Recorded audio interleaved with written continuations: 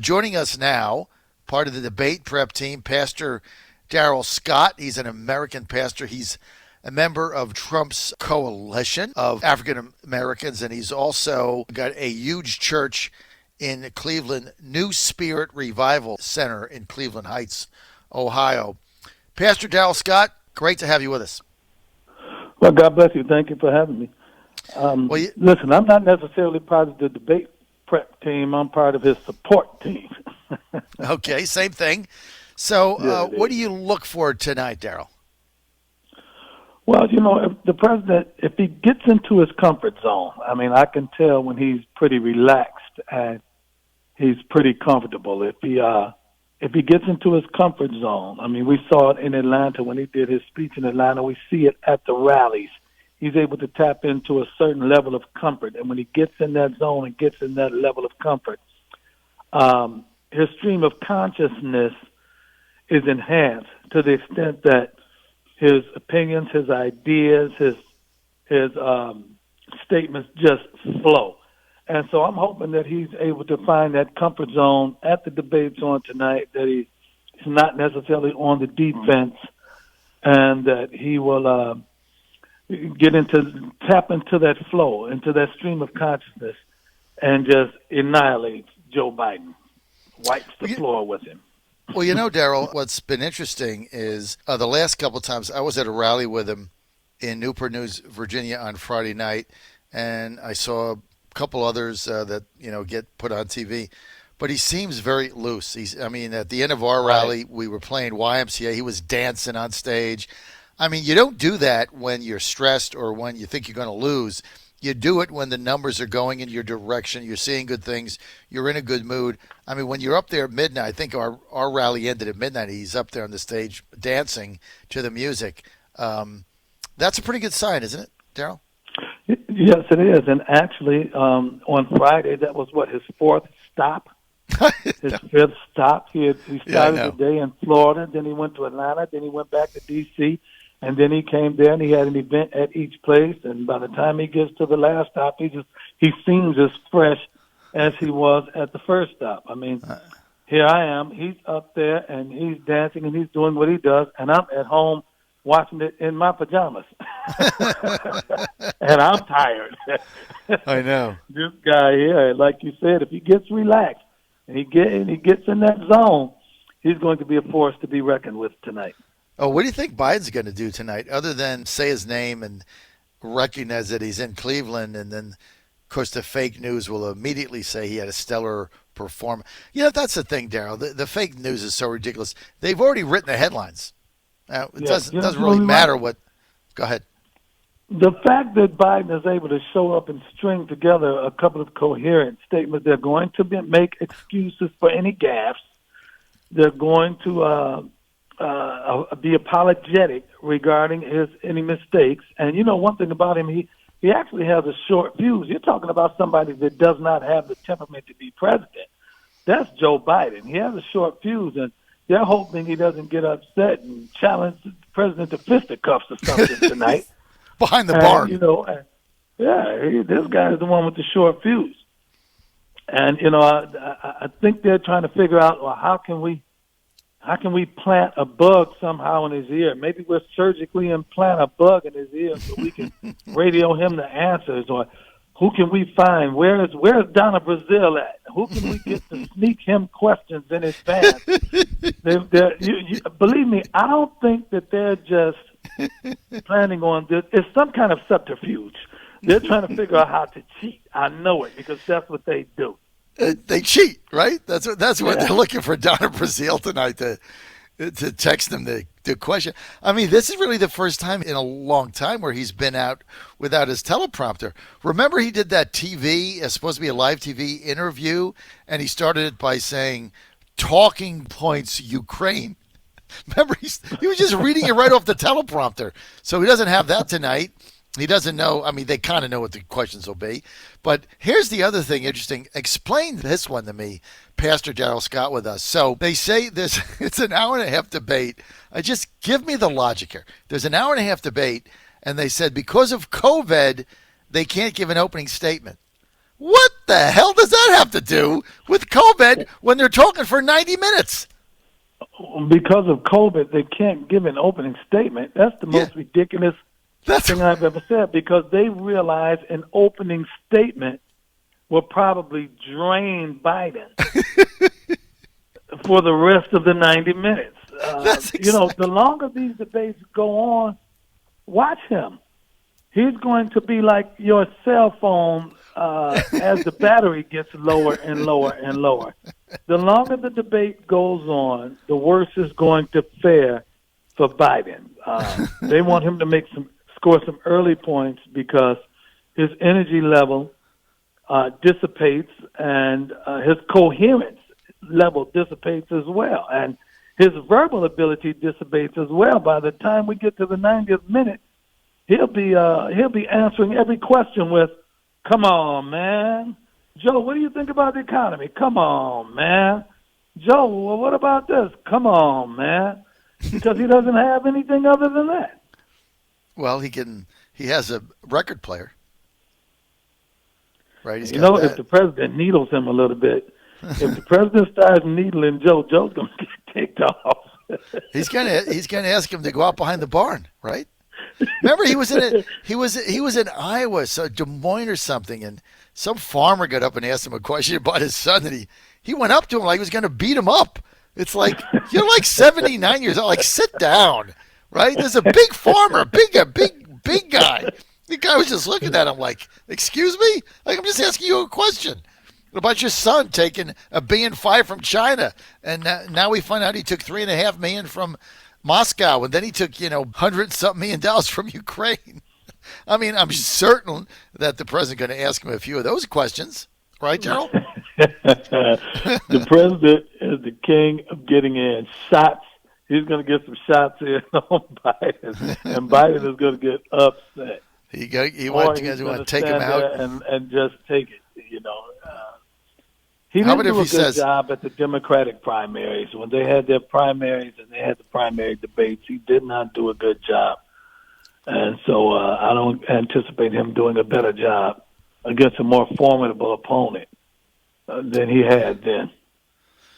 Darrell Scott with us. Darrell is the pastor of the New Spirit Revival Center in Cleveland Heights, Ohio. He's also a senior advisor, Trump campaign 2016 and Trump 2020. Democrats on edge tonight, believing that the president is preparing to go nuclear on Sleepy Joe in an effort to land kind of that game-changing punch. But I think it's bigger than that, Darrell, because every single poll that we look at now, I mean, there's at the beginning, about a couple of months ago, they were outliers. Now every single poll has got Trump at 15% of the black vote. I mean, if you told me in May that Trump was going to get 17 or 18% of the black vote, I would say he's going to win in a landslide. He's also over 40 now in every poll with the Hispanic vote. And the reason he's not ahead in the polls is because suburban women, according to these polls, are still with Biden. But they tend to come home on Election Day, and I think they will. But what does this mean? How can he get double of the black vote what he get in 2016? I'm actually expecting him to get triple that 2016 count. Listen, the 8% that we got in 2016 is solid. It's firm. We haven't lost any of them, and so we have nowhere to go but up. But he's had so many proactive measures regarding the African-American community that anyone with half a brain or any reasonable amount of honesty can't deny. Criminal justice reform, prison reform, urban revitalization, opportunity zones, historic levels of funding for HBCUs. Prior to the pandemic, lowest level of unemployment for African Americans in American history. He's also done some ceremonial things. He designated Martin Luther King Jr.'s birthplace and childhood home as a national landmark. He pardoned the first black heavyweight champion, Jack Johnson. He's done a lot of things. And then when he rolled out on Friday, the Platinum Plan, you're talking about access to capital of up to $500 billion over 4 years for members of the black community, 3 million new jobs, 500,000 new black businesses. There's a lot of different components, a lot of different layers to it. There's a police reform element. You're talking about moving forward with the Second Step Act, which will include record expungement, job guarantees and educational opportunities for ex-felons. There's a health care component to it, especially for health issues that are predominant in the black community. There's so much. I mean, I talk about it. I have my new book out called Nothing to Lose, Unlikely Allies in the Struggle for a Better Black America.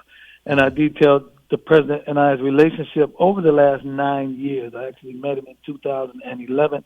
We've been friends since then, and we talk a lot about his sense of proactiveness towards the black community and how he genuinely desires to help improve our overall condition as American citizens. And the black community sees it.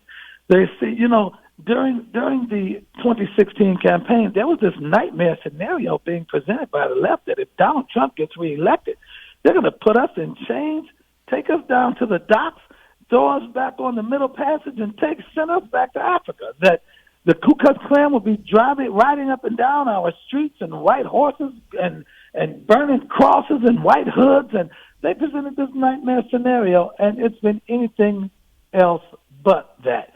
Donald Trump has underpromised and overperformed for the black community, and it's obvious. I say we get at least 20%. I'm optimistic that we can get about 24 or 25%. That's unbelievable. If there's 24 or 25%, Trump wins in a landslide. But I don't think it's out of the question, because if you're getting 15 or 16% right now in polls, isn't there an undercurrent of African Americans that are simply not going to say publicly they're backing Trump, Darrell? Oh, absolutely. I mean, I said that back in 2016. I was interviewing with a left-wing reporter, and she told me that Trump's polling is 0%. And I told her that was utterly false, that there's a huge amount of black supporters for President Trump. And I coined the term for them then. I think I'll get it back out. I called them the incog Negroes.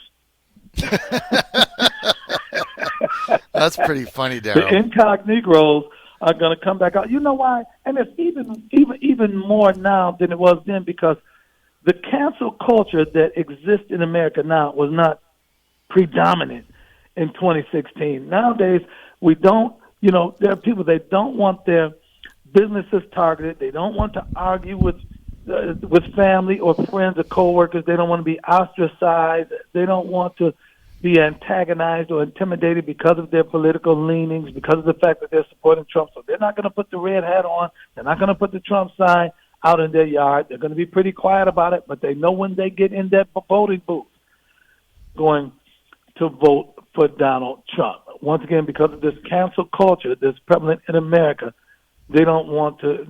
And another thing, regardless of that, I'm going to be honest. Black people, we don't answer polls. We don't talk to strangers. That's just something it's a cultural distinction that we have. And I was at the White House one time, and we were having some issues regarding the black community. Not issues, we were discussing some initiatives for the black community. And I told some people in the West Wing, I asked one, I said, when someone comes to your house and knocks on the door, what do you do? He said, I go to the door. I said, when they come to a black person's house and knock on the door, we go to the window. We look outside. Who's that at my door? I don't know who that is. I'm not answering it. We do not answer questions. I say it jokingly, but it's the truth. I said, if the Census Bureau says there are 30 million black people in America, there's really 60 million, because half of us aren't answering those questionnaires. And it's just the truth. It's the reality. We do not like answering questions, especially from strangers. Mm-hmm. It's something, and I dare any of my black brothers and sisters to contest me on that. And so no poll is going to be accurate regarding our community, but we'll see. Just like they missed it in 2016, whoever is saying 15%, I differ. If they're saying 15, I almost want to say 30, but I'll cap it at 20, 25. Well, I think you're right, because every poll is showing 16, 15, even the one recently, as I pointed out, in Virginia, just one of many. So you got to just figure, well, like you say, there's an undercurrent there, what you call incognito vote is an interesting term. But as you call the people that they don't want to say, just like there's a silent Trump voter, white, that doesn't want to say they're for Trump either, Hispanic also. So I mean, it cuts all races, but I think it might be over 20%. Darrell, I think you're right. We're out of time. I want to thank Darrell C. Scott for being with us. He's pastor, New Spirit Revival Center, Trump Penn's 2020 senior advisor, also big in the 2016 campaign, also a spiritual advisor to the president. Pastor Scott, thank you for being with us, sir. Thanks. God bless.